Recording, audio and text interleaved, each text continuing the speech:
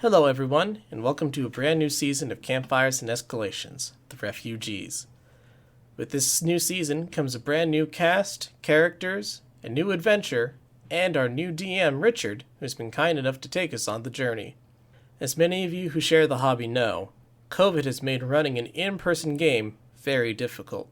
As such, we would like to apologize in advance for any delays in releasing episodes and hope you are all healthy and well in these trying times. As always, we'd like to thank our friends at battlebards.com for providing music and soundscapes for our show. You can use coupon code CAMPFIRE at their website for a discount off BattleBards Prime. Additional music is also provided by tabletopaudio.com and our very good friends at Clock Tower, a 5e experience. Their show is truly spectacular, and you can find a link to their site below. I highly recommend giving it a listen. You might even hear some familiar voices. That's everything I needed to say. Let's go ahead and get to our very first episode of C&D, The Refugees.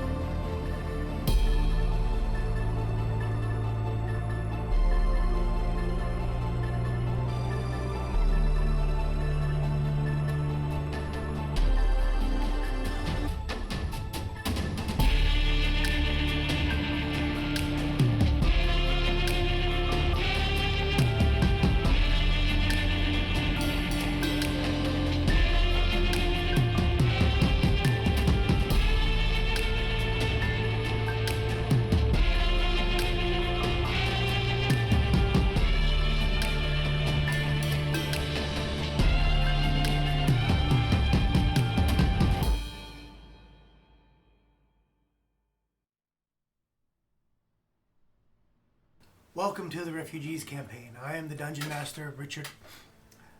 I want to say a few words about the campaign before we get going. First off, it is set in a custom homebrewed world that I created over several years called the City of Kundun, which is a coastal city where almost all our action takes place. One unique feature to this game is that all 6 players at my table are also DMs. So through the course of the games, you will hear us vigorously investigating the proper application of the rules, and that is encouraged and is a boon. And I would recommend any DM that could possibly get this many great brains at one table to do so. So I hope you enjoy the Refugees campaign. We'll begin our introductions to my left, beginning with Eli. I am playing Philippe Descend, a Tabaxi fighter. He is currently wearing some more common and not very fancy clothing he got from the chapel of Mortis, which he is an acolyte. He's wearing over that studded leather armor that has been bleached white.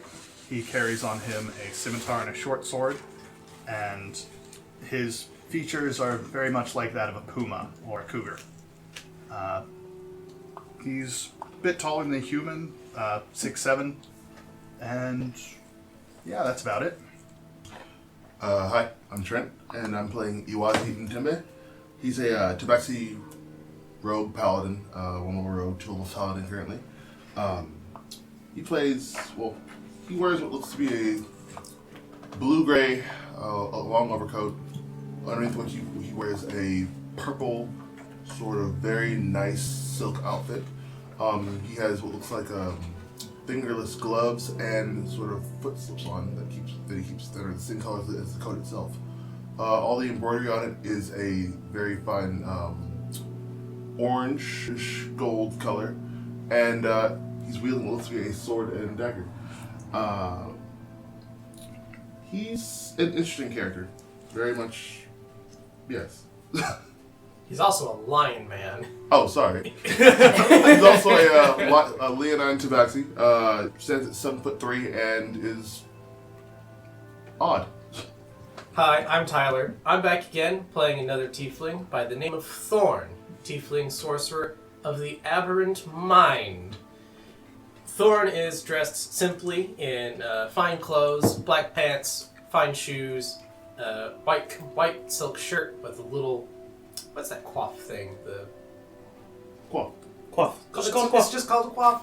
Yeah, with a coif and a silk vest, wearing a veil to hide his hideously disfigured face, as those of the aberrant mind are often warped physically, emotionally, and mentally. Hello everyone, I'm Jake. You might remember me as the DM of the previous campaign. I'll be playing Dagon. He is a human fighter champion. He carries a pair of hand crossbows and a small collection of backup weapons. Physically, he stands around 5'6". His hair is wiry and flares out in a downturned mop. He keeps to simple clothing and sturdy boots. Hello, I am Hoos. I am playing a dwarven cleric by the name of Tofty Omanka. You can call him Toph. He's a short but bulky dwarf with a beard that goes halfway down his chest. Very long, flowing hair, hasn't gotten to cut in God knows how long. And wields a big warhammer with dwarven runes on them that stand for those who keep their nose pointed high, never have walked the wastes. Go ahead. Hello, I'm Alentrus, or Ellie. I play Indiri, but her friends call her Deary. She's a half-elf bard, she's 5'6", has auburn hair and bright green eyes. She has a penchant for fine clothes and new people. Though she comes from a rough road of hard experiences, she's always looking for new experiences, even ones that might harm her or leave her otherwise disimpaired. And we're fucking besties! And we're besties! Yeah! Yeah! And I'm the new guy. We'll get you in. I'll get acclimated. Eventually.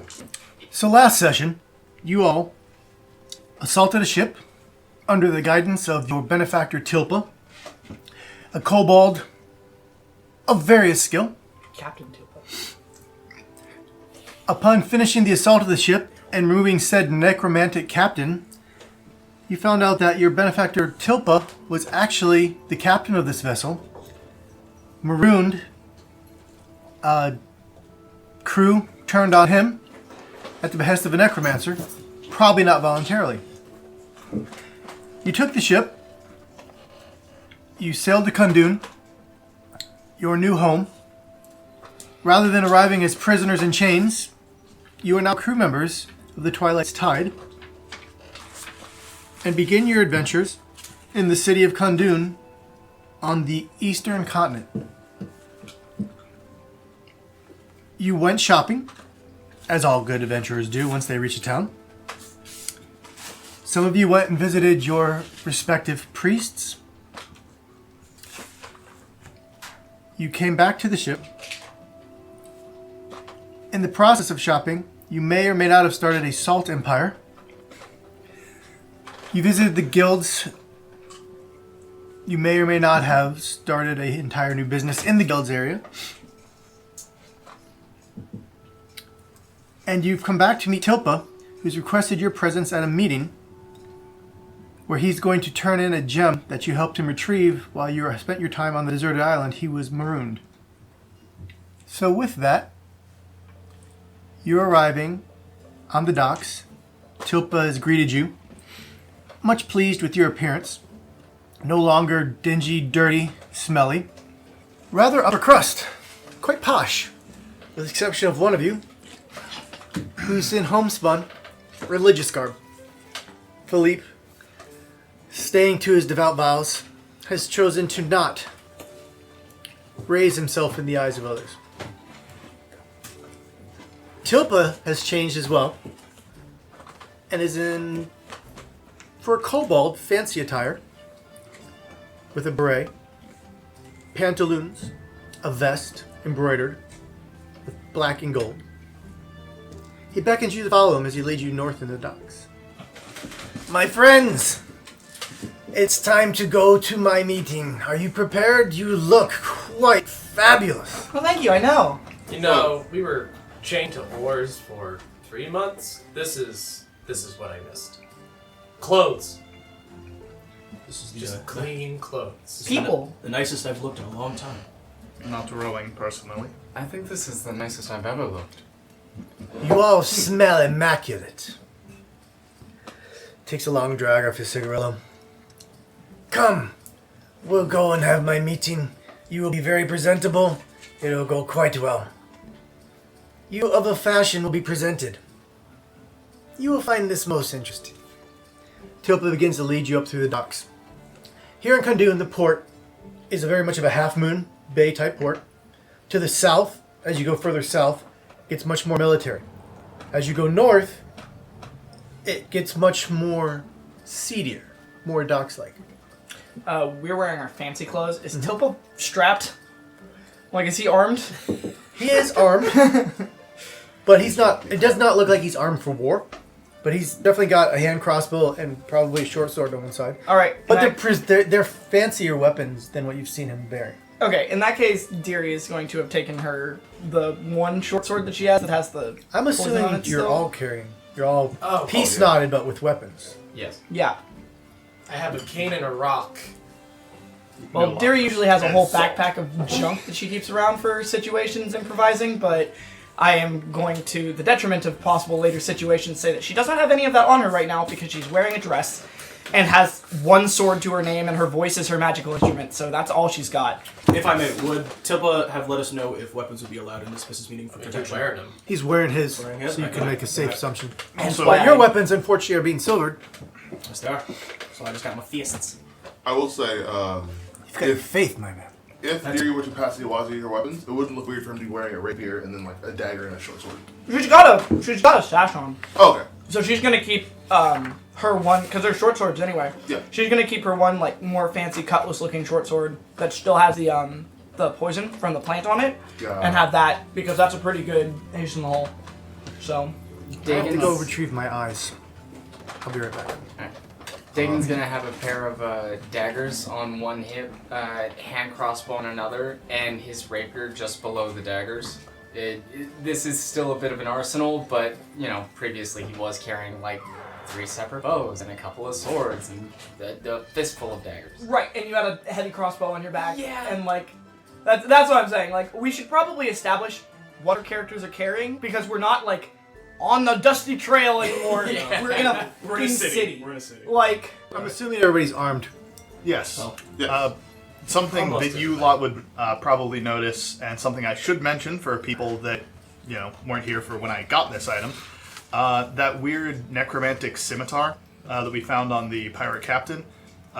Philippe has that on his hip, and there are prayer seals over the point between the scabbard and the handguard.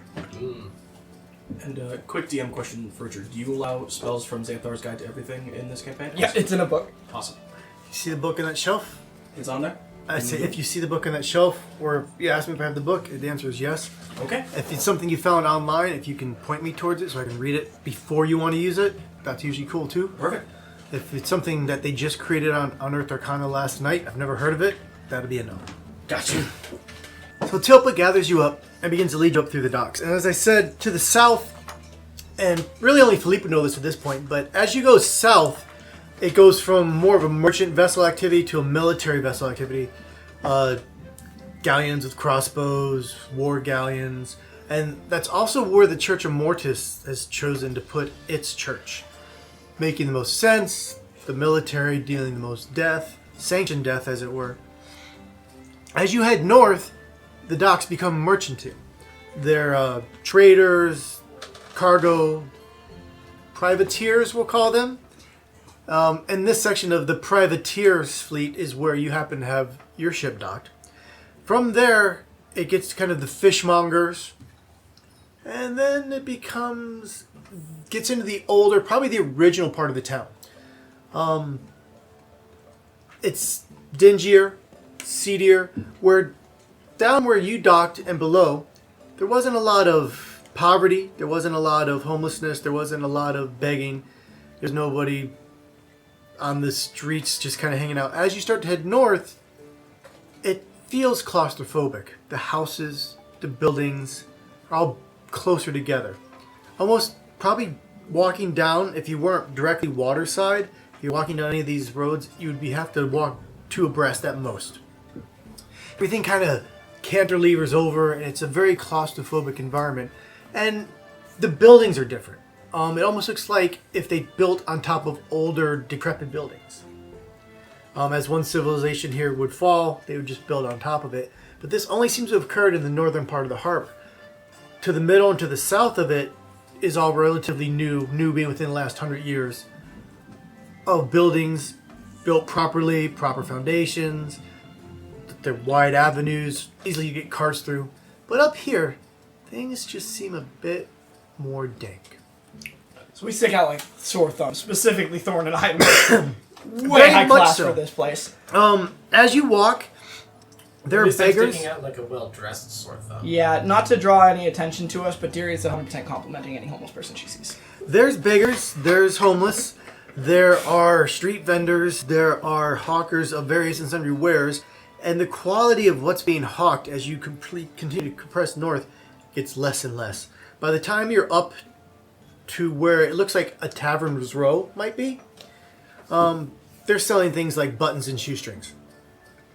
Deary's 100% can seem very interested in like the things before, like I'm guessing somebody else pulls her away from a lot of these things. But she's really just like, oh yeah, these look lovely, and just like really just enjoying that they don't. And she knows, and she's very, very charismatic and good with people. So she just is like, the people are like, oh, she's like, I have to go. Sorry, but it does look lovely. And then as like I'm guessing at one point when Thorn pulls her, like we gotta go. We have things to do. Deary's gonna say, hey, I was thinking. When we're done with this business with Tilpa, we should get tattoos together. I don't know if my skin tattoos. That's fine. I'm sure we can find an orc somewhere. Get a little punch behind that needle, you'll be fine. Yeah.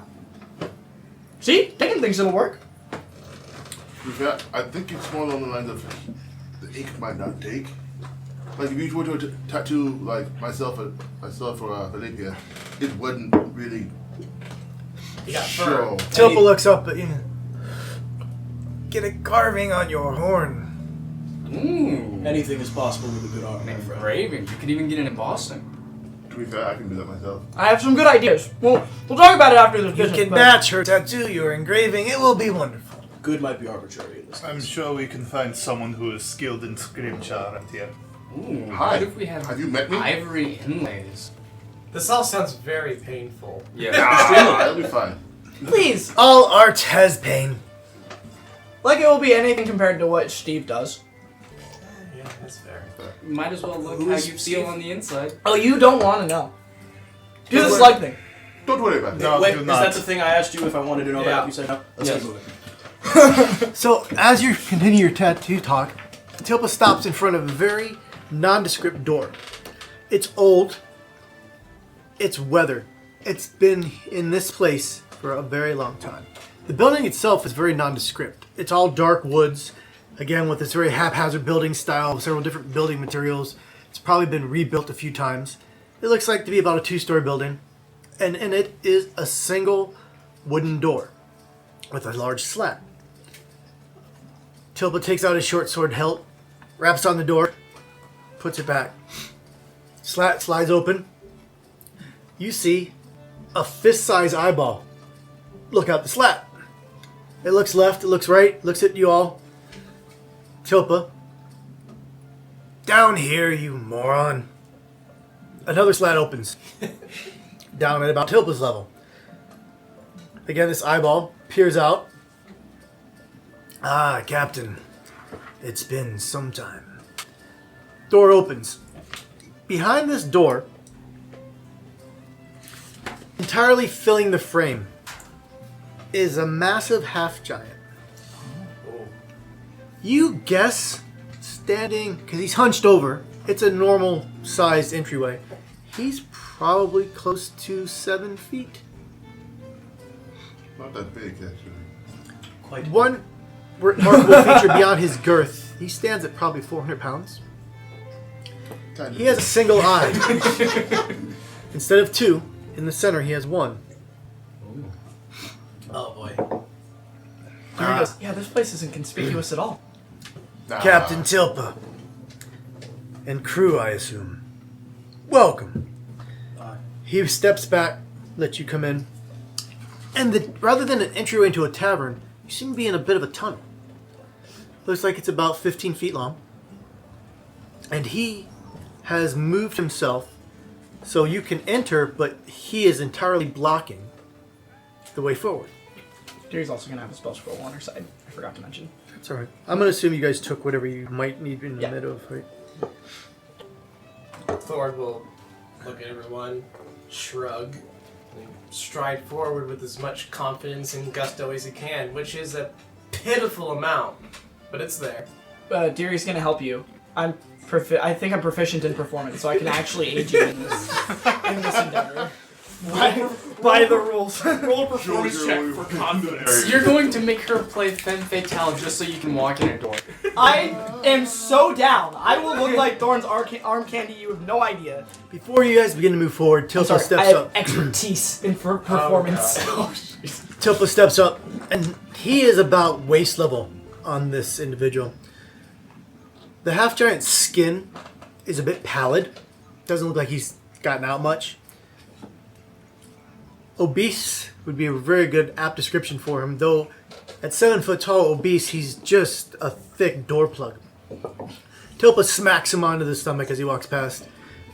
Badrig, you haven't missed a meal since the last time I was here. And begins to try and take a step forward. A large paw comes down, stopping Tilpa. You know the rules. Everybody gives up their weapons before you get in.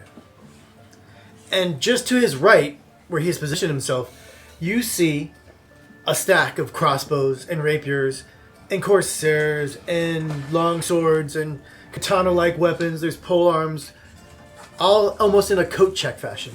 And he simply puts his hands out. Tilpa shrugs, hands over his crossbow, hands over his short sword. Give the man your weapons or we cannot go in. Very well, Tilpa. And Dagon will immediately step forward, hand over his rapier and his hand crossbow, along with his accompanying bolts. But he'll keep his 2 knives on. Okay. They're tools, after all. Okay. Toph will look at the very large, obese half-giant and go, I'm but a man with fists. Is anybody else keeping their weapons besides Thorn? Dagon. Dagon. Iwazi sort of strolls over, puts down his rapier, puts down his short sword, and then sort of is just eyeing all the weapons there, like, As he's taking the weapons, he takes them and very meticulously and rather daintily for such a large giant, places each weapon into a racked hole of sorts. And he takes a wooden ticket off. He hands it to you. It's got a letter and a number, much like you would get at a coat check. Oh, perfect. I was hoping for receipts. Don't lose. No ticket, no weapon. Thank you kindly, Baldwin. Yeah, I mean, if Dagon gave up his weapons, Deary's going to, so. Plus, I have my weapons even if I don't. Is anyone keeping weapons on them besides you? Philippe is going to reluctantly give up the necromantic scimitar, but does so nonetheless, and rolls his other 2. Did you know if there's tape on that?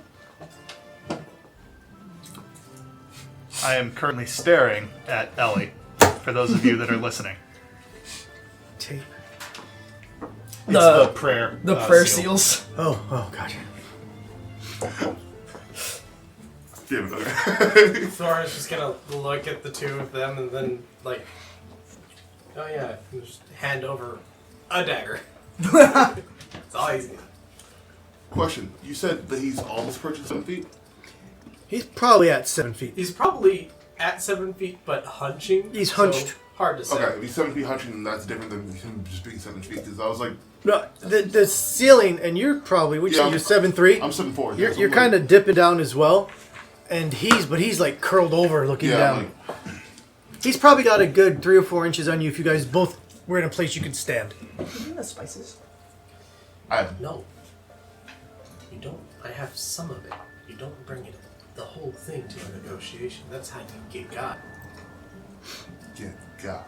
So Tilpa strides forward. Shut up, Steve. Everyone else begins to stride forward. Padraig steps aside, making space for everyone to get past. Everyone seems to make to the end tunnel. As you two are walking, you hit something. You can't seem to go any further. Padraig doesn't even look up. I said, all weapons. My bad, Patrick. Didn't realize a knife was a weapon. Where I come from, it's just a tool. Gary laughs. Draw the 2 and hand them over by the blade. He laughs. Same ticket. He puts some of the other weapons. And he looks at you. He's like, thank you. We run a respectable bar here. No killing, no fighting. Unless it's sanctioned. My apologies. I will have your weapons waiting for you when you return. Who sanctions it?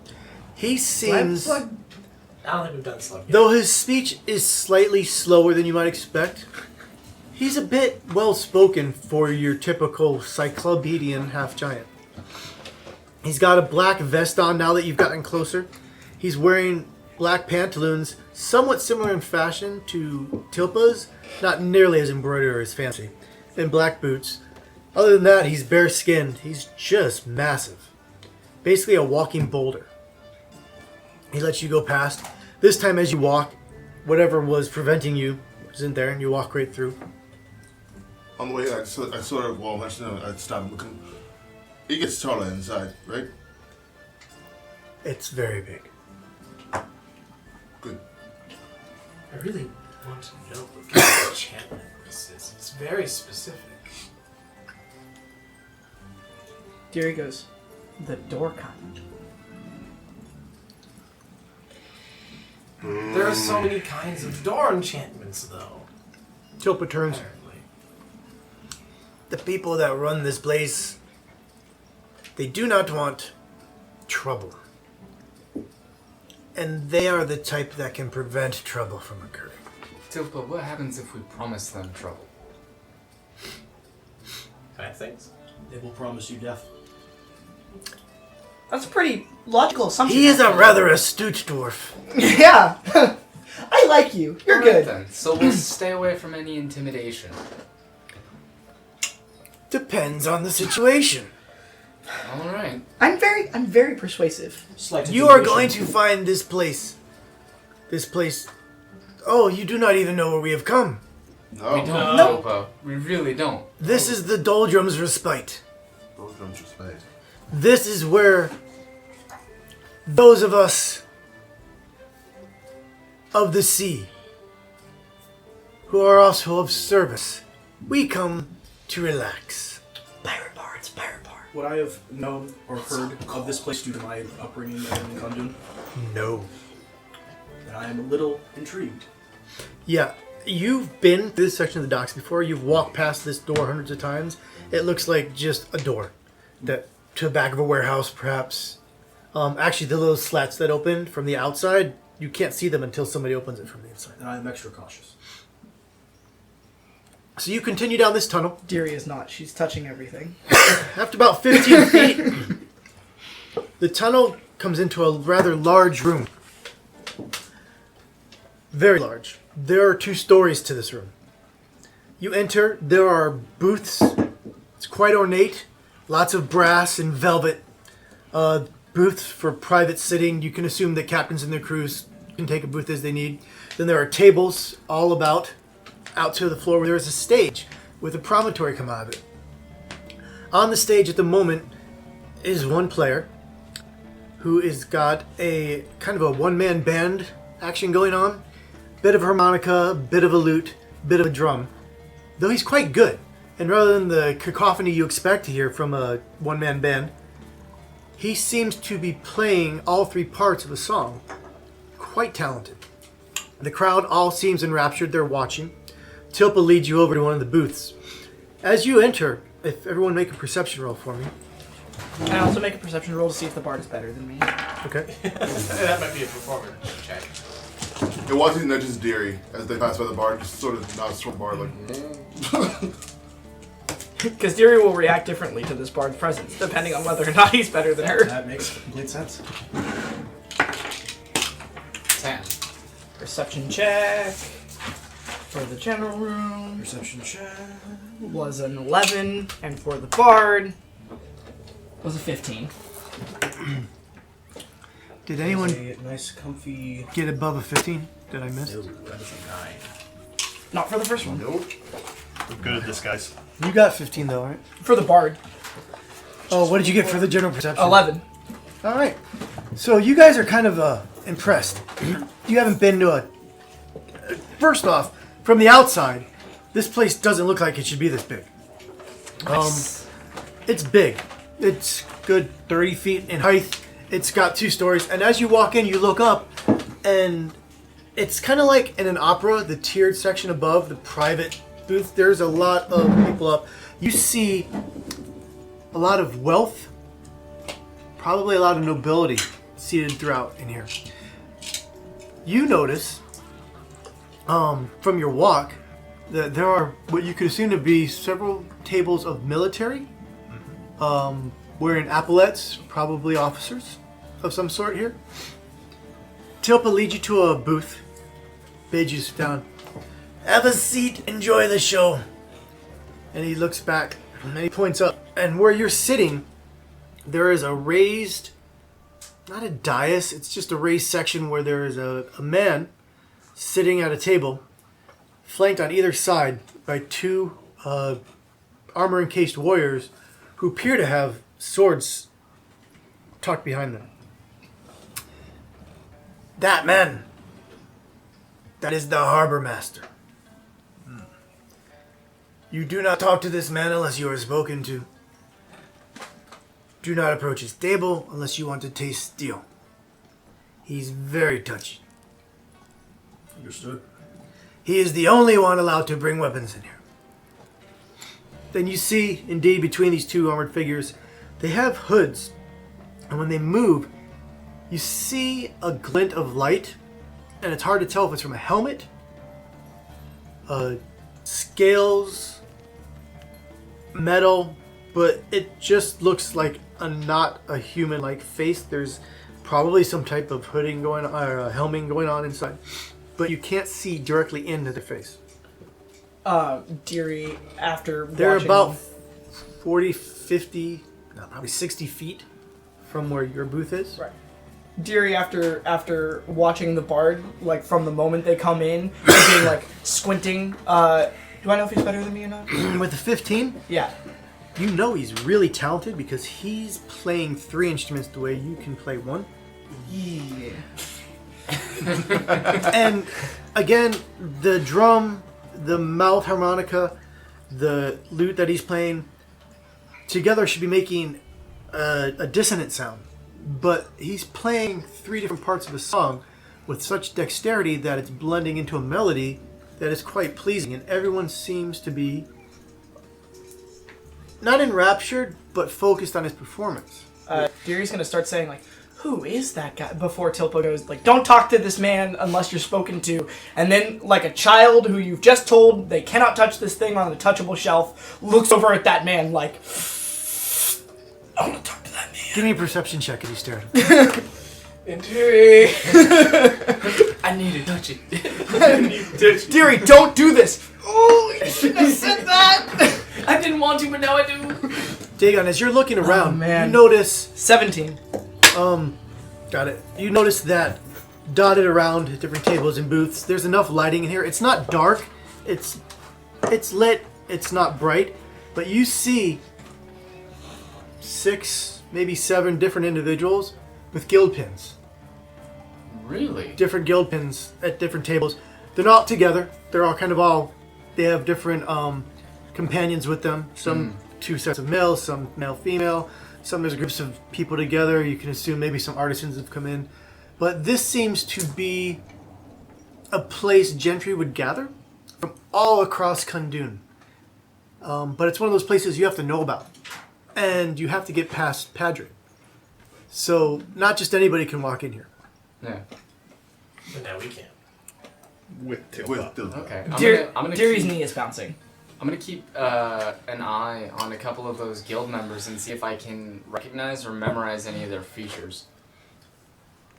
Let me address her perception check first, and I'll have you roll for that. Alright.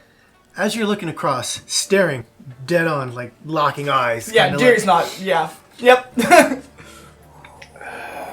You quickly kind of look from him to, and you're like, he's got the best seat in the house. Totally, he's lined up like perfect view of the stage, and also everything that's going on the floor and on the side. He has like the best view in the house of the house. Yeah, he's got the Gotham villain seat. Yep. That's such a good seat. His table is piled high with ample food and drink. He's probably got 3 or 4 different types of drinks. He's not eating, but there's tons of food. He's large, fat even, well-dressed, very expensive clothes, balding. He's bejeweled. He's got a ring on every finger. He's got bracelets of gold going down. You're pretty sure there's a sack of some sort of money on the table with him. And he speaks. He bends over. He speaks to his two guards, and they nod, but they don't move. Deary is going to lean over to Thorn and, not giving any care about the wealth and the very obvious riches and food and stuff, go, I bet he's so interesting. He probably knows so many things.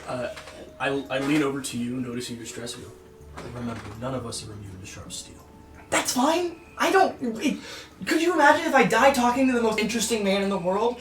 Oh my god! You'd still be dead. I will give you a very fabulous eulogy. Everybody dies at one point. It doesn't matter. This is okay? cool. Look, I don't know if you know this. I see this big tattoo on my arm? It's time. Because, you only got so much. I could die talking to something. Why not die? Maybe that's my fated time to go. I could be. I could do some shit. Why not die being like that? No, no. He does not look healthy. He looks very interesting. No, but I don't think I wanna be exactly. him. I'm very pretty. No, Deary. I don't know if you know this. That's why you would die being that man. As you said, he's very Very unhealthy. humble as well. No. How Tilpa, dare you? Tilpa stops, takes another drag off his cigarillo. Deary, Yes. Yes, Captain Tilpa. you are the crew of the Twilight's Tide, yes? Yeah. I just told you not to go over to that man. And I haven't, Captain Tilpa. I'm just really interested. Also, you told me not to, so now I'm like, If you go and bother that man, it will not just be Deary that suffers. no, okay. It will be everybody that's on the crew of the ship. Who is on the ship besides us? I'm sorry. Yeah, Indiri. no, that makes sense. Indiri, I'm not ready to die for you yet. No, that's fine. I don't want anybody to die for me. I'm fine with dying, but nobody else has to die. You leave Look, this man alone. Sooner or later, I am sure you will have an opportunity to speak with him. It is not going to be tonight. That's fine. Yeah. That's fine. It's fine. He's probably not that interesting. At this point, the harbor master's gaze has shifted to this, because you're only about 60 feet away, so you guys didn't come in and sit. You came in and all of a sudden, Deary looked at his direction. Now both his retainers have kind of clocked over and are now looking in your direction. Deary's gonna do that thing where she flips her hair I'm and gonna kind of grab Indiri by the shoulders. vogues We're a gonna little sit bit. down. Like, I'm very attractive. Hey. We're both sitting down now. As the very spooky typing Performance man check. pulls her over. Okay, just give me your performance check. Just gonna give him that rolling finger wave as you get pulled away. Fuck. Tilpa, is there any place we can purchase some ale in this drug? You sit. I will send a boy over. He will get you whatever you want. The drinks will be on me tonight. That is a blessing. 24. I'll take you up on God that. damn. While she's voguing toward the Huntmaster, and while She's he's so sitting at attractive. the table like this, watching the guards, and they look like they're actually Look gonna at this like, swag. get froggy, he's gonna go, So he's clawed into his own hands. the harbor master He's watches just you waiting. and watches you vogue, and he leans over to one of his guards and he says something. I imagine it's so comical too, because she's like, And the guard looks down at him. and then Thor like pulls her down, like, we're sitting now, and she's like, but fine, I'm fine. The guard looks over and looks back, looks from the harbor master over to where you're sitting, looks back at him and he nods. He doesn't move, but there definitely was a communication. And it's all very noticeable. And other heads in the place are being turned, and Tilpa starts to walk off. I'm going to set up our meeting now. Yeah. Please try not to draw any more attention to yourselves. That should be directed to this That's one. very hard. I'm gonna turn to Indiri. I'm gonna touch the side of my head, and I'm going to establish a link in your brain. Darius head snap back, and she goes, So Tilpa marches off. He heads off. This room is really large. And on the far right side, if you're looking at the stage, there's another large door. It looks like it leads perhaps into another room. You're beginning, I get the idea that this is a multi-venue establishment. Oh my. He leaves. A few minutes later, a boy, 16, maybe 17, runs up. He's got sandy blonde hair, well dressed.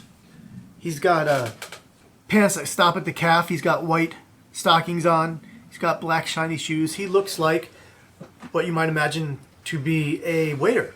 Comes up to your table. Everyone give me a perception check for this waiter. That one. 13. 16. 22. 6. The rest of you, this is posh. Velvet and brass, a really good entertainer on the stage, full of nobility. You guys haven't been around this ever. Deary might have. Noble. Oh yeah. You feel at home. But you feel so much at home that you're kind of soaking it all in. You're not focusing on any one thing. You're just kind of, it feels good to be back in this type of environment again. Deary specifically Clean gonna say to clothes. you, saying, it's really weird being here, because usually I have to be, like, on someone's arm when I'm here, and, like, I'm not working, so it's like, man, it's With your weird. high perception roll, you notice tucked in to this waiter's belt, and he's young. He's probably of the age one might start adventuring. He has a book, which is in itself rare because most of the people you've encountered are not readers. But here, it's a different caliber of both patron and employee. And you can just see on the tops of it, of his book, it says, "The Lords of the," and the last word is actually underneath. Oh man. No way. As he's taking over, Okay. I have ale and wine. How is the story? Is it any good? This? Yes. If you've never read this, No, not yet. You have a story? Doug E. Master wrote this. He's famous. Oh my goodness, he makes the best adventure stories. What is this one? This one's about this group of adventurers. It's a bit far-fetched in this world that they're in. There's a lot of dwarves and elves.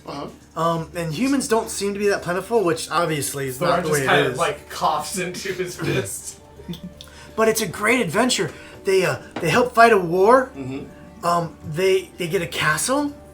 Yes. They end up fighting a Dracolich. A what? A Dracolich. Do you know what a Dracolich is? Yes. Not the I do. faintest. It's a giant skeletal dragon. That Why would raises someone the ever dead. think of What that? beautiful Have you read this whole fantasy. book? I've read it many times. It's my most favorite book. I'll buy it from you. I hadn't read it. And I'm very busy. I can't afford to go to a bookstore. How much do you want for it? Indiri, if you buy this book, will it keep you occupied in this establishment? Dear, if you buy this book, can I read it later? Well, yeah, of course. I'll memorize it as soon as I'm done reading it, so I'm gonna take keen mind when I get to that level. That was out of character. I put So my hand in what my would head. you give me for it? It's one of my most favorite possessions. Deary is not Ellie. What seems like a high but fair price in this kind of setting for Deary? 5 gold would be way overpaying for it, but probably he could buy a couple copies at that point. Yeah. Just gonna say, 5 gold sound reasonable? I mean, of course, for You're gonna really like this book. He hands it over to you with his hand out, takes the gold, tucks it in. I'm gonna be an adventurer just like them. Really? What's your name? Tom. Nice to have met you, Tom. I look forward to hearing about your tales. oh man, Deary's gonna be a dick. Deary's gonna go, I hope you're prepared to die then. Of course, there's always death in these stories. Oh man, Tom. In this book, some of their most favorite people, they have to watch them die. It's horrible. Yes, but are you prepared for you to be that person? Hey, I won't die. I'll be someone famous. Deary's gonna roll a persuasion check. Okay.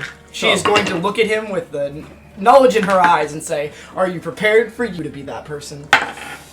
Do you have training? 16. I'm very good at serving drinks. Do you have training in combat? Not yet, but I have to save up. I'm going to apprentice with one of the churches When do you get up?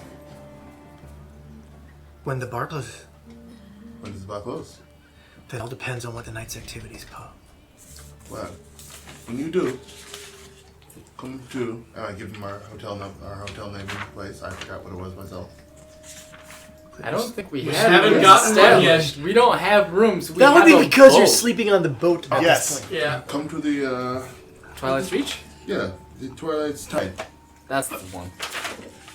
Ask for Iwazi. I'll show you a few things. Okay, Don't let him sway you just yet. I Wait. can train you as well. that's Captain Tilpa's boat. It is. We are servants to Captain Tilpa. Well, we're part of his crew. I'd like Whoa, white whoa. wine, please. Yeah. What drinks? As soon as you mentioned Tilpa's name, he all of a sudden his enthusiasm drops back a bit. He's like, well, what can I get you guys to drink? White wine, please. Dwarven Starts- stout. Starts making Dwarven stout as well. What's Batman drinking? Deary's gonna point over to the harbor master. He likes wine. But this isn't Captain Tilpa's bill. I don't think you want to order that. How much is it?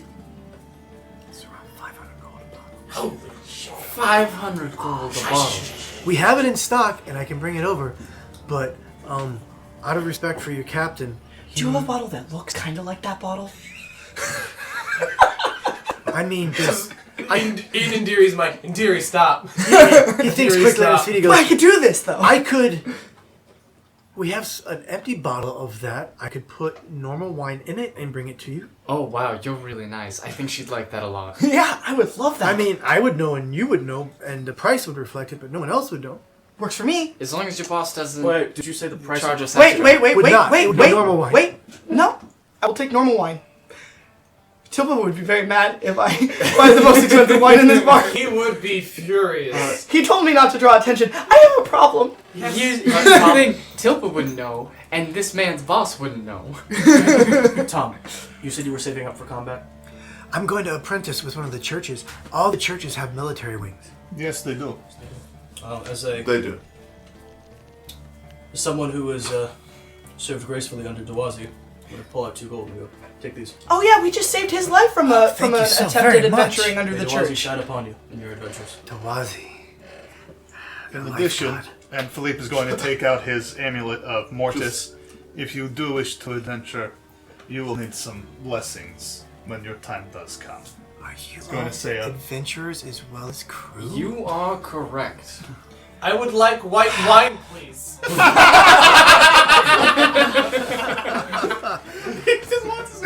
Tom, I've been waiting for like 3 minutes as you're all trying to convince this young boy to go out and die on some peaceful adventure. I was telling him to not be an I'm adventurer. trying to get him to be a member of Dawazi! Philippe is not trying to get him to adventure. Philippe is trying to get him to serve Mortis. Dawazi! Mortis! Dawazi! Mortis! Dawazi! Mortis! Why? Kronos, you're all gonna die. Exactly! Mortis! Dawazi, we will shine! So, Tim, Oh my God. Tom starts to back away as the 2 clerics start to discuss the different religions. I'll be right back with your drinks, and he you, scurries Tom. off. I should have said Kronos. It doesn't matter. We're all gonna run out of time. Your sweetest wine. Deary goes normal wine. And he runs off. He scurries off. He He's really sad seems about it, anxious too. to get back to you guys, so your drinks should be coming rather quickly. Well, quickly as in not the 3 minutes it took him to take our order. That poor waiter, you all harassed him. I was trying to do my favor, and then they started talking about guns. Oh yeah, I bought a book. Forgot I did that. Why did I do You that? should focus on that for a minute. I'm not really in the mood to read right now. Come on. Look, there's a very nice bard playing. Maybe you should focus on that. I wonder You should probably what focus the on that. Draculich is described as looking like. Can I see that book? No, I haven't read it yet. Come on now.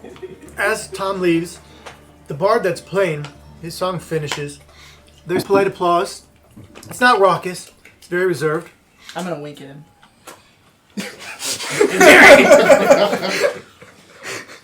I have a problem! Give me a performance check. Perform wink. Be the bard, be the bard. Well, you really gotta sell it, like the right angle. You gotta just the catch his right eye. timing. I hope you Exactly. There's a lot of people in the room. Natural 20. Oh! What's the total? 28. So Almost 30. he begins to She's make got his very bows. good wink. He bows to the left. He bows to the center. And as he bows to the right, his eyes just happen to lock with Adari's, and she winks, and you just see a slight blush and a huge grin on his face. And he tucks his materials away, and he exits the stage, but his eyes are memorizing where Indiri has sat. As he's like watching me with his eyes, she's gonna do a wink and then purposely look away from him. You know, he's going to be so disappointed when he gets over here. Well, yeah, because he's gonna see all of you. But that's fine. He's gonna witness your evil. What do you mean? You just destroyed that man with like a look. Yeah, it was really I'm fun. kind of jealous. Thorn, don't encourage her. Do you want me to destroy you with a look? He was indeed heading over toward your table as he left the stage, and as she looked away, he kind of stutter steps, and then kind of peels off, heading back towards probably where the entertainers might be. Their I'm green gonna see room. if she can do some things to make him come back. In theory, you have a problem. As he leaves the stage, a singular woman comes on stage. Actually, Indiri sees that woman and goes, actually. She looks Bedouin as a great descriptor. Black, long hair goes down about the middle of her back. Very dark complexion. Large, oval eyes. Very equine. That's the word I want. Equine features. She's wearing classic Bedouin garb, though it's very gossamer and clingy. She's very sultry. She begins to sing. The entire establishment goes quiet. She begins her song a cappella. Each note is pristine.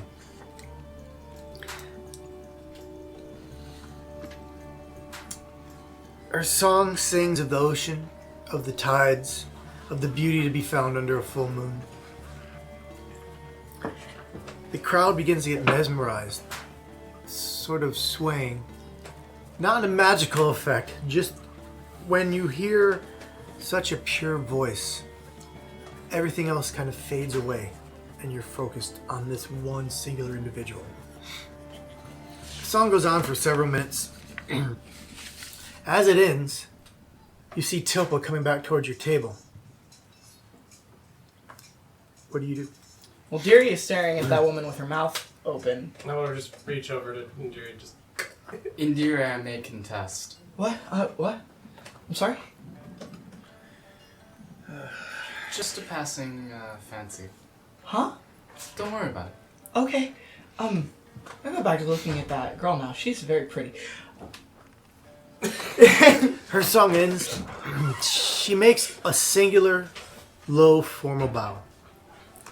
Deary also bows, even though that's not how that works. She's like, And you're sitting.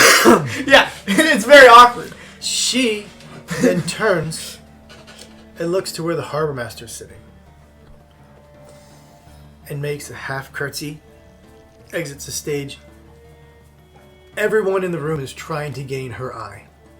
She exits the stage, goes and has a seat at his side.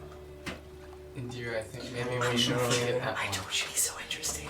He is, and he has very interesting company, but Indira, I think we should leave I think that I'm one gonna die. alone. This is where I die. Indiri, he's not. If this is where you die, it's where we die. Indiri, let me say a prayer for your oncoming death. See? You know, he's about it. Thor is just gonna like reach out for the line that he's hoping Tom has put in front of him. Take a Tom is sip. returned during that song and very quietly and tried to not bother anyone as he set drinks out, and then he kind of faded back.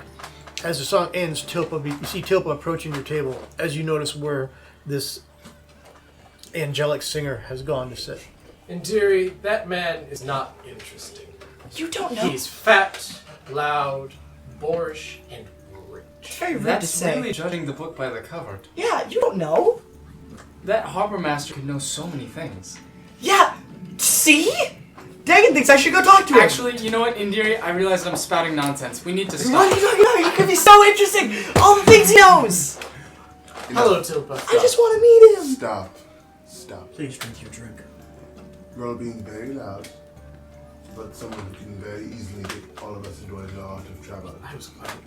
I will say, Deary, even though I'm talking loud, has been in this environment before. She knows not to yell in the middle of Oh, this yeah, club. no, She is at like hushed whispers at best, being like, I could go talk to him. But we're, Oh, Dagan doesn't know better. being He's been very talking in full noticeable. volume. That's fair. Deary is still not screaming. we're being Tilpa very walks up to the table. Well, you're all still here, and no one is dead. I take it you did not bother anyone. Sometimes there are miracles. I winked at a part. We are going to go meet someone unlike anyone you have ever met before. I will ask you to please be on your best behavior. I'm always on my best behavior. Oh dear. For the first time in a while, Toph snickers very loudly. If this is your best, that troubles me. Respect is a very precious commodity in this place we go. Do not be disrespectful. This could be a turning point for all of you. You were what? Survivors? Prisoners? When Tilpa finds you? Now look, you've only been on Tilpa a few days. This could be a start. But you can make mistakes and it can be an end that quickly as well. In Indiri's brain, just let me do the talking here, okay? Are you sure I have an 8 persuasion? What does that mean? Don't worry about it. Your I'm sorry. brain is as weird. Are you sure? Have you seen me talk to people? I'm very good at talking to people. People like me and my boobs. Well, actually, they're not that big. But people like me. Indiri? It's not that you don't talk well. It's that you don't stop talking. I'm not talking right now. See? They don't know I'm talking. I'm just making faces at you. Technically. You saw the girl sing. Yeah. It was hard to miss. One thing in Kundun they value very highly here is their art. If one can ensnare a patron, and he kind of nods towards the harbor master, of a certain caliber, one's life becomes easier.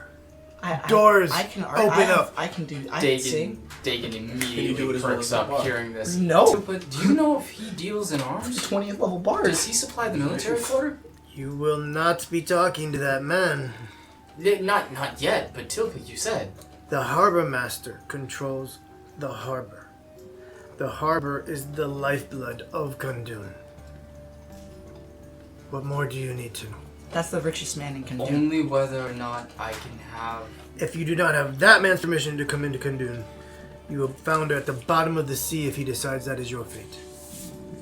Does he work directly with the guilds, Tilka? Oh shit. The guilds Deary work says in your directly head. with him.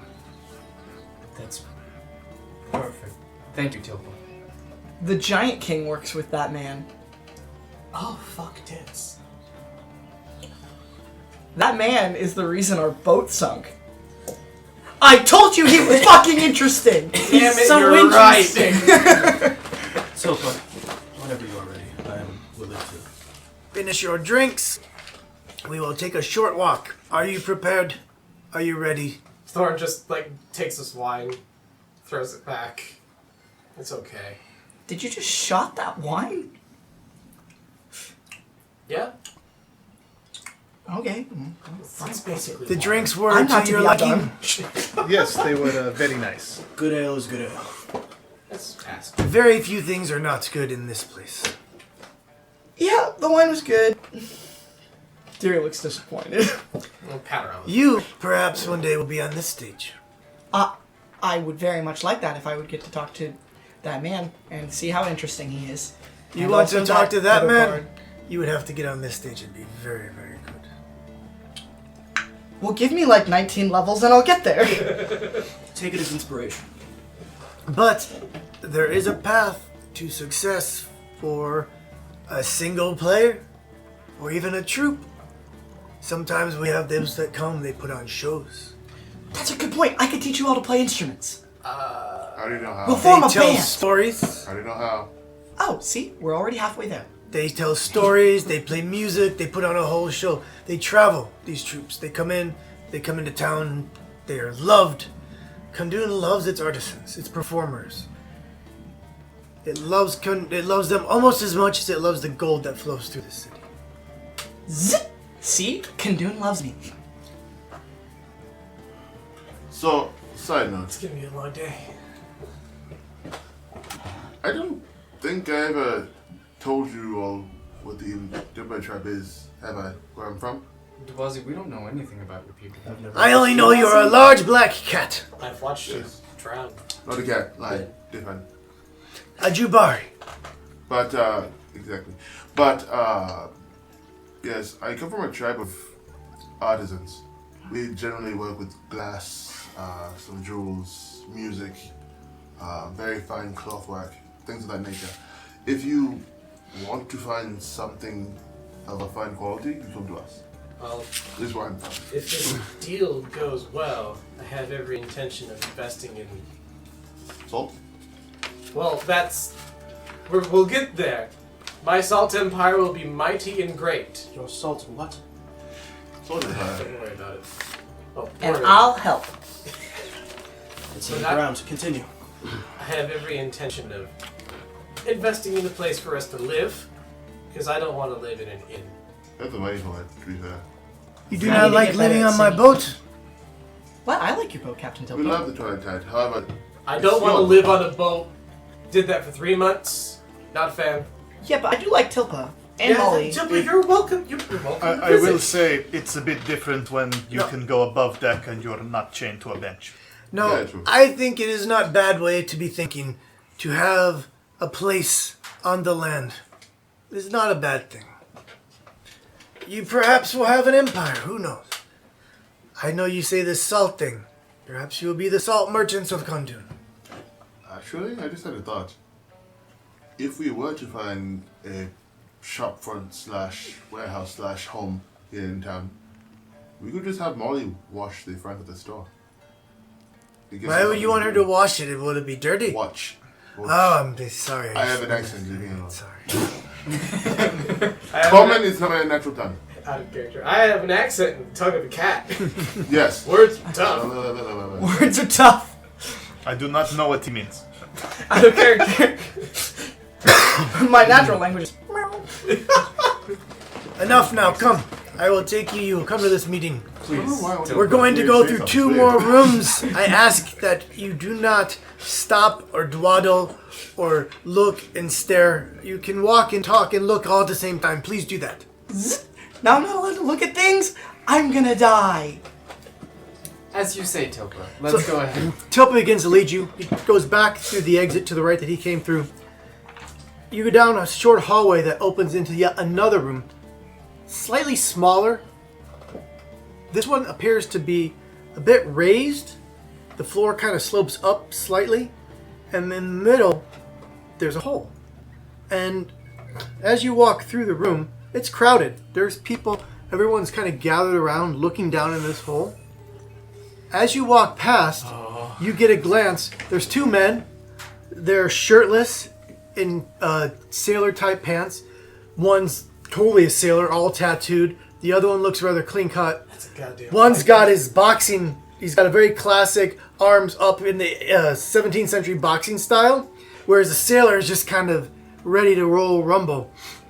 And they're going at it. They're exchanging blows. People are yelling out bets. There seems to be one centered person who's taking bets. Are we Tilpa's- close to that man? You're within here. I mean, people are yelling out bets to him, and he's making notes. Yeah, no, Deary's not gonna stop herself. Deary's like, 2 gold on that guy! I'm gonna grab Deary and just keep going. This isn't gambling though!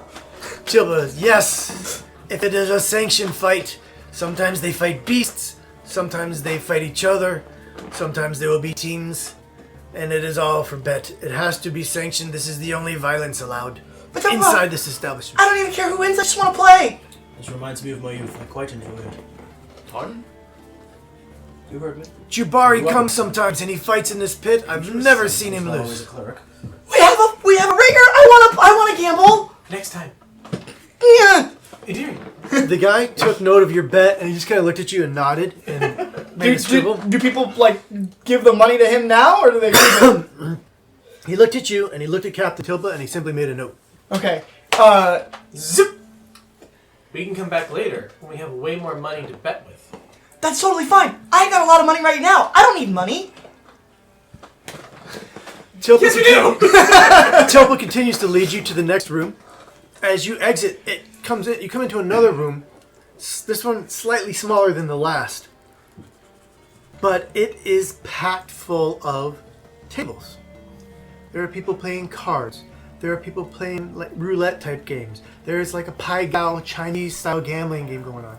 It's basically a smaller room full of, it's a casino for lack of a better explanation. 17th century gambling games. There's I think it's called pachinga, where the ball bounces all the way. Pachinko machines in there. There are something of a roulette table. There are card games being played. There's some very serious looking poker players. There's some rather drunk revelers that seem to be playing a game not quite as high in stakes and intensity. And Dibble's like, yes, we enjoy all the finer things here in Kundun. If Deary looked like she was excited when she saw the fighting pit, she looks like she's gonna explode. She looks around at like all the tables, and you can just see all the possibilities of like all the dudes she could like smooze up on and like just take a couple chips here and there and just like make a killing in this place. It resembles a high stakes, the high stakes rooms in the casinos that you find today in Vegas, where everyone that's playing, these aren't like dollar bets. They're $100 gold coin bets. A lot of gold being pushed around on these tables. Thorn does like stop for a moment and look at the mahjong table and just kind of. Philippe, acting as rear guard as always, is going to Push both of them. Everyone make a perception check as you're kind of being inundated with all these different senses. 18. Can I impose disadvantage on myself? Sure, Deary of course. is raptured. Wow, I still rolled really well. I got 18 for the first roll, and 16 for the second roll, so it's a 19. 17.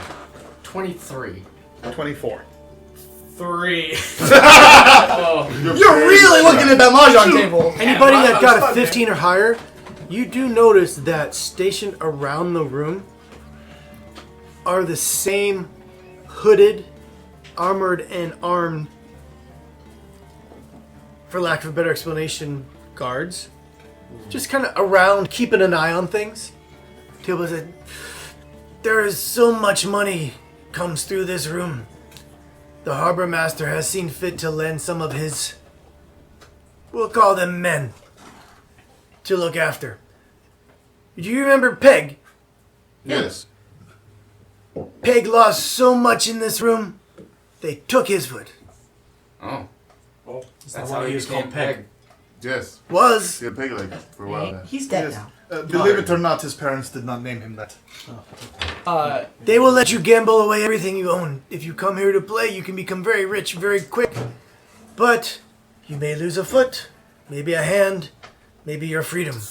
Deary Be careful. goes, I don't need to gamble away everything I own. I don't need to bet more than I have. And a lot of the time, if I just kiss some guys, I can get a lot of, they'll give me chips. She's not wrong. You said See? freedom? I can make a killing here without even doing anything. If you go into a certain amount of debt here in Kundun, they have a debtor's prison. Look at these heels. Men will give me money. Look, in jail or theory, slave? I wouldn't want to owe any Ah, of these yes. people money. I wouldn't owe them anything. Stay away Believe from me. this then. I'm good for my debts. Though many fortunes have been made in these rooms we have walked through, I have seen the lowest peasant girl get a patron of someone like the harbor master. Their life changes in one night. I have seen a man come in and make 2 bets and walk out and own a small fiefdom. I have seen a king come in, and when he left, he was a pauper. Have you partaked in this, Topher? No. Do we have time for me to play some better too? Next Play a time. hand? Not now. On our way out, we will take as much time as you like. We have a meeting to keep. And while he's been eyeing the blackjack table for the last 3 seconds, just Okay. It's classic blackjack. Their bets, though, even the bets at the smaller tables are in tens of golds. There's nothing like, there's no copper, there's no silver. It's almost, they deal in, there's a lot of coin flowing in and out of this stuff. Flashback, whatever happened to me keeping tabs on those guild members? Oh, do you recognize that there was the Jewelers Guild pin? There was a Tinker's Guild pin. And there was an Alchemist Guild pin that you recognized. There were others that you didn't get a good look at, but those are 3 that stood out in your head. All right. And they were eating a meal. They seemed to be enjoying the entertainment. They didn't seem like the types who would be in these 2 rooms. Yeah. Okay, they're just there for the show, basically.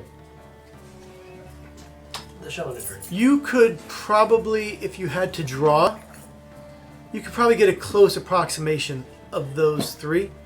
Though you didn't get enough look at the details of the face to probably draw a really great portrait. But you could sketch it and show it to somebody, and if they weren't intimately familiar with them, they would have a good idea who they were, especially with the pin. The pin helps a lot. Okay, blackmail material. I don't think it's illegal to be here. It's Probably not at all. not, but it's probably not exactly reputable. Yeah, I think this is the swankiest club in all of Kandun. I'm just gonna put this out here. The level of people up here, if you tried to blackmail anyone, even the lowest person that was just in here, like us, because someone else brought them in, and it's because they were in this place, no one's going to pay attention to that blackmail, and then you're disappeared.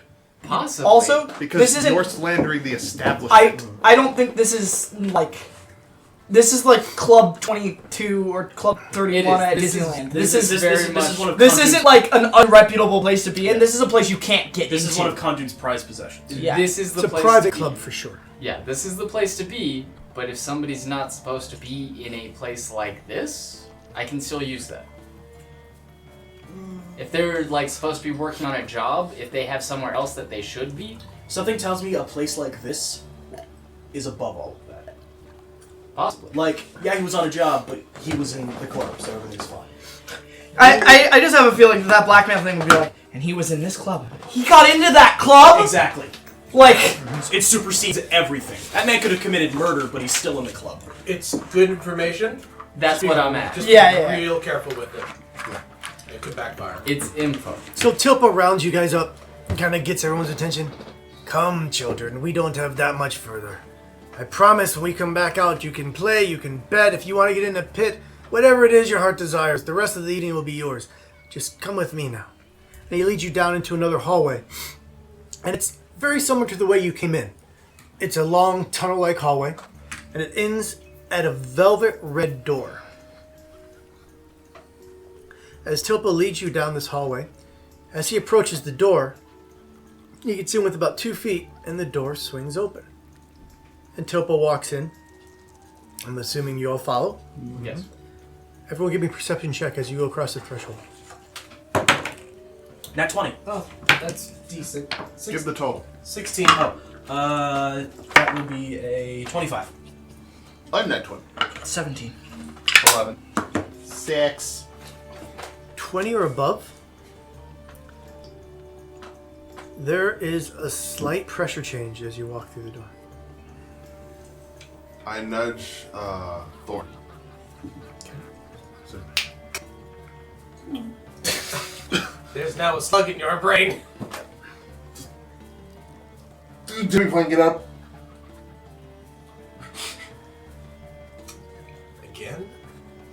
Again? Again. As you enter, the room Oh, hey. looks like a silo in its height. It goes up 80 feet. It's a circular cylinder, and it is bookcases and scrolls, and bookcases and scrolls, and bookcases and scrolls, all the way up to the top. This entirety of this room is filled with books and scrolls, more than you could imagine could be on any continent. The floor is a hardwood. There's no furniture in the room. At the very top, it's an opaque, curved ceiling. You gather, Tilpa looks to his left and right, he goes, "Remember my words. Tilpa says you must be respectful." Of course. There's a slight red flash at the very top of this dome. As the red flashes, the door closes. Dum. All at once, as this door closes and this red flash occurs, for the first time since your wedding, you cannot feel Steve.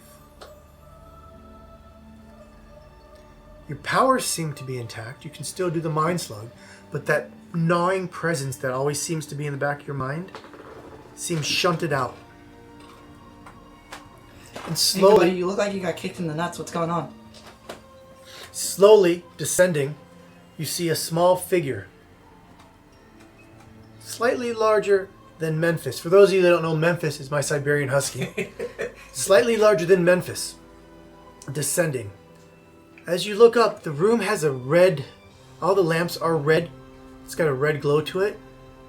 And the light seems to reflect off the skin of this being as it begins to descend. As it comes down slower and lower, it stops.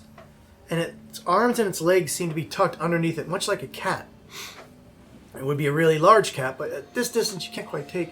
It stops. It seems to look over a couple books, muttering to itself, just within earshot, but not enough for you to hear. And it slowly begins to descend. Just in reply to Indiri, Steve isn't allowed here. Deary gives a horrified look to you, and then a horrified look up at whatever this thing is that could cut Steve off from you. Be very respectful. Yeah, no. As this descends, you begin to see glints on certain portions of the skin.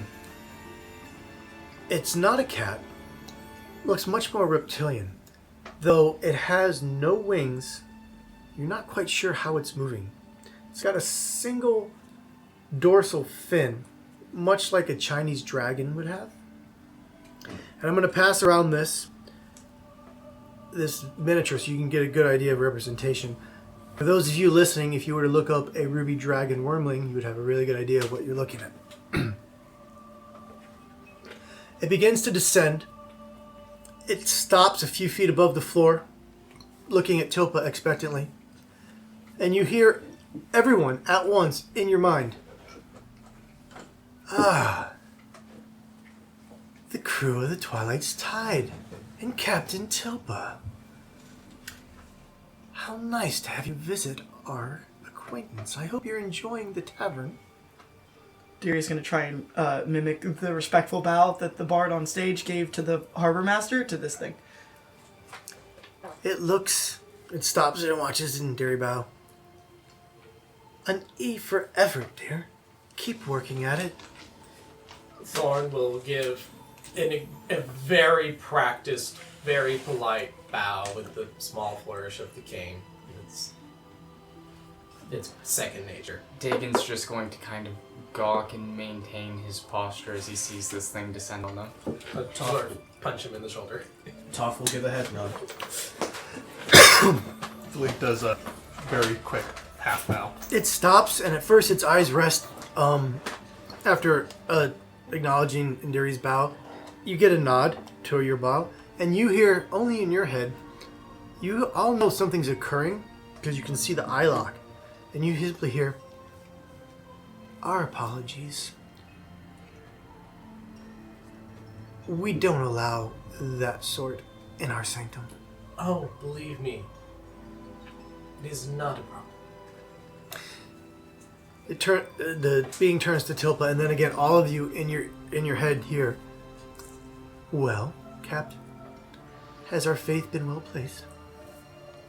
Tilpa, not speaking, very formally, very ceremoniously, takes a few strides forward, drops to one knee, and holds up the ruby gem. And you simply hear him utter, "I have served. I will be of service."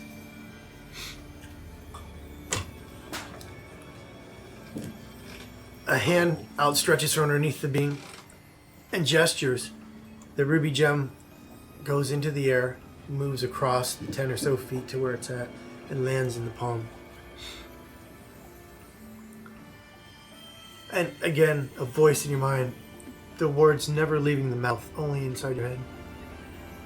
"I'm surprised none of you tried to use this. Well done." And the being takes it and affixes it into what looked like a pocket on its chest. And it sinks in, and you see the gold chrome-like rubyish skin form around it.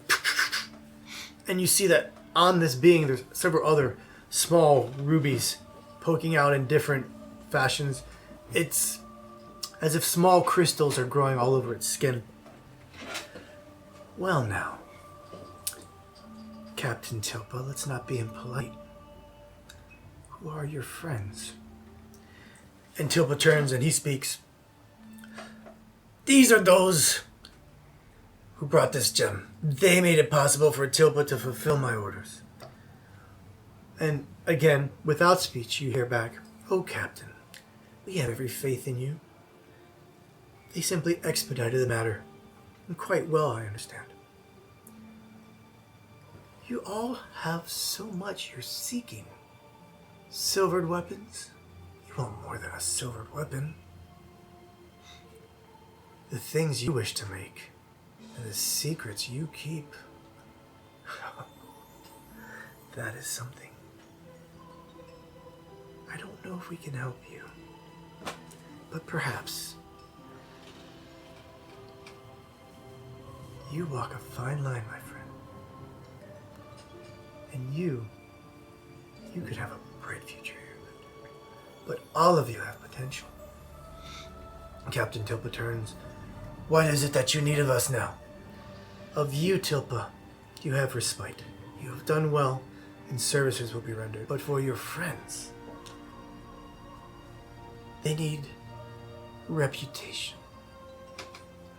She takes her fingers and her little claws and she rubs her fingers together and goes, "Like a gem, you need to sparkle in Kundun to gain attention. Are you mercenaries?" Yes, I am at least. Quiet place. Are you a group? Are you together? Are you individuals? Tilpa calls us the refugees. The name is yet to spread. The refugees? Tilpa, it's a good name. It is a name, and it will serve well. Tilpa, perhaps they should partake in the great games. What great games might these be? Once a month, here in Kundun, we, all of us really, we sponsor a set of games for those wishing to prove themselves can do so. Gladiatorial in nature. You can fight as a group, you can fight individually. If one wins and does well enough, access to the Arcanum could be provided. A patron could be found. A nobility might take a shine to you. A church may see your services and elevate you to a great position. Or you may die. That is but one, and then Tilpa rather boldly strikes a cigarette out. "That is not the only game." "Ah, yes, Tilpa, of course. There is a more subtle game afoot here in Kundun. You will find... How shall I put this? We all serve Kundun, but we don't all have the same motivations and goals to that greater good. If you are of the more subtle persuasions, there is always work here for those. Tilpa, some of them seem fit. They are a bit loud, but they could be good.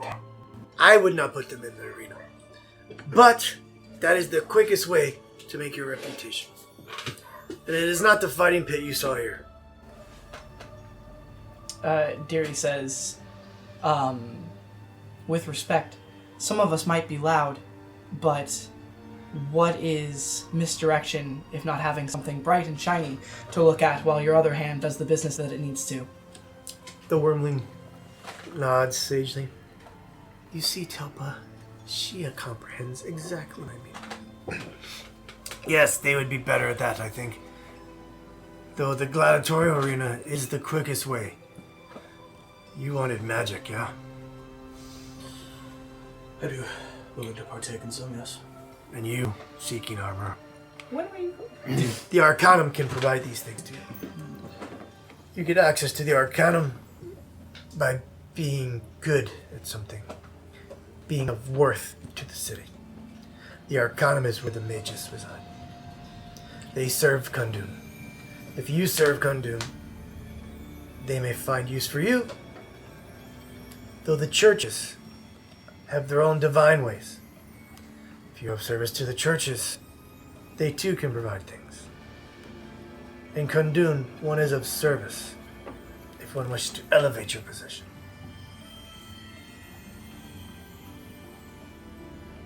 I would say all things are permitted, but some are not. You will have to find this for yourself. You will still be crew of the Twilight's Tide until you decide not to be. And then the Ruby Dwarf goes, "Ow, how very rude." A name has power. You have done me a great service in aiding Tilpa. In aiding Captain Tilpa. I am Guayandros. I am of the Ruby. I am the voice for those who no longer enjoy this realm.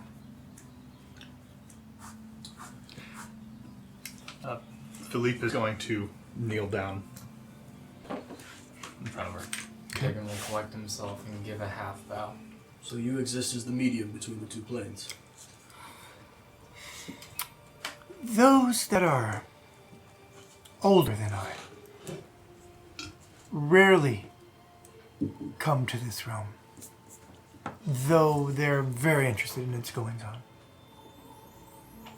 They were once here. They have simply moved on, and I come in their stead. Understood.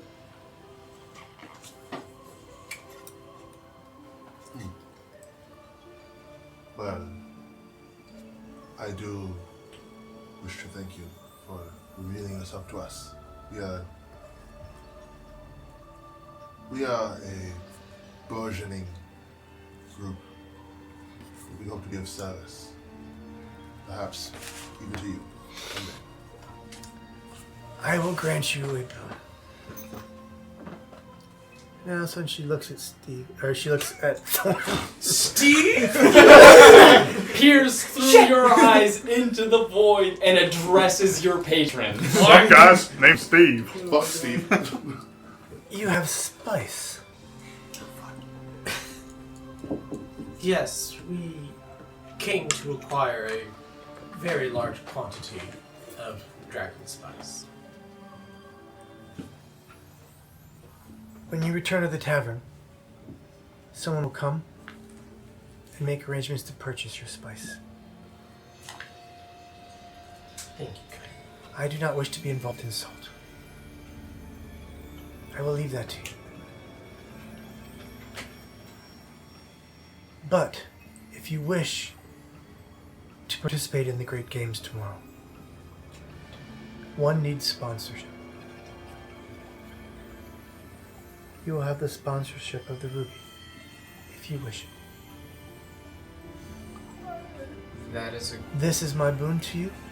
It is not something you must use. Deary is not going to say anything, but absentmindedly touch the scroll case that has Tilpa's naval codes in them.